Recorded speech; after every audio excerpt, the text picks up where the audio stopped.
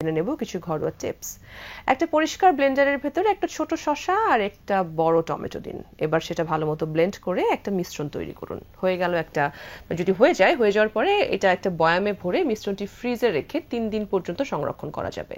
এই মিশ্রণ একটু তুলা বা সুতি পরিষ্কার নরম কাপড়ের সাহায্যে মুখে ও ঘাড়ে লাগিয়ে নিন। মুখে লাগিয়ে 5 মিনিট অপেক্ষা করুন। এরপর কুসুম গরম পানি দিয়ে মুখ ও ঘাড়ে ধুয়ে ফেলুন। টমেটোতে থাকা অ্যান্টিঅক্সিডেন্ট ত্বকের নানা রকম ক্ষতিকর রেডিক্যালস দূর করে, ত্বক করে তোলে কোমল ও স্বাস্থ্যকর। সূর্যের তাপে যাদের ত্বকে জ্বালা অনুভব করেন, এই টোনার তাদের জন্য দারুণ কার্যকর। দর্শক, আগে জেনে নেব আরো কিছু ঘরোয়া টিপস। ওটে আছে বিটা গ্লুকান। এর আছে ত্বকের গভীরে প্রবেশ করে আর্দ্রতা ধরে রাখার গুণ। ওট থেকে আর্দ্রতা পেতে মুখে লাগাতে পারেন খুব সহজ একটা মাস্ক। এটি বানাতে লাগবে 1 টেবিল চামচ ওটের গুঁড়া, 1 টেবিল চামচ দুধ আর 2 চামচ মধু।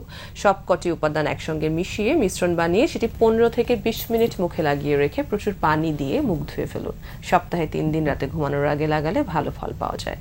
সৌন্দর্যের সংজ্ঞা কি তোমার কাছে, আবারও জানতে চাই।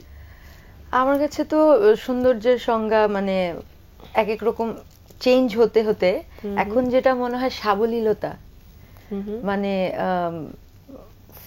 একেবারেই ফ্ললেস বলতে কিছু নাই, ফ্লস থাকবে কিন্তু সেটাকে সাবলীলভাবে একসেপ্ট করে যদি আমরা নিজস্বতাটাকে ওন করতে পারি, ওইটাই আসলে সৌন্দর্য।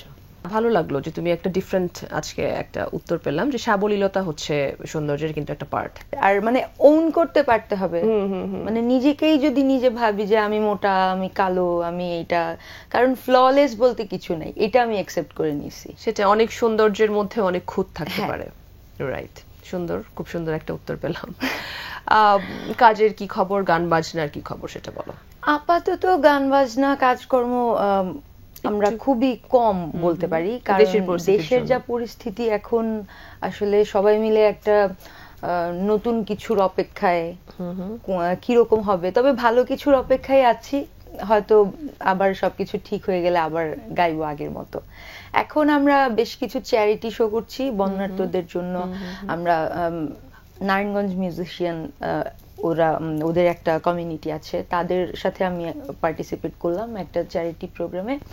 আবার আগামী সপ্তাহে আমি একটা শোতে যাচ্ছি, মানে বিভিন্ন এইরকম চ্যারিটি শো নিয়েই বিজি আছি মূলত আপাতত।